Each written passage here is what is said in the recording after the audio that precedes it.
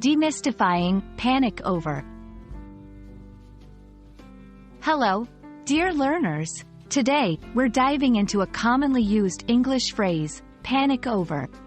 By the end of this video, you'll understand its meaning, how to use it, and why it's so popular among English speakers. Let's get started. Panic over consists of two words, panic and over.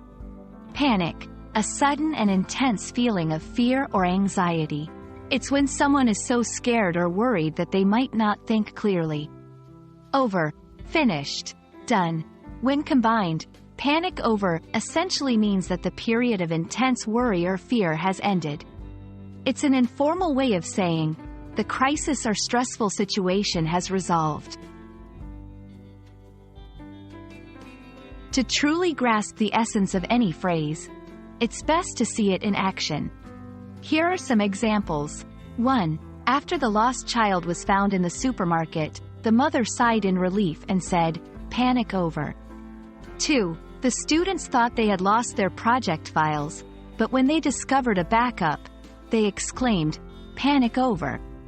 3. "My keys are right here. Panic over," said Tom, after searching for them all morning. From these examples, you can see that panic over is often used to announce relief after a period of stress or worry.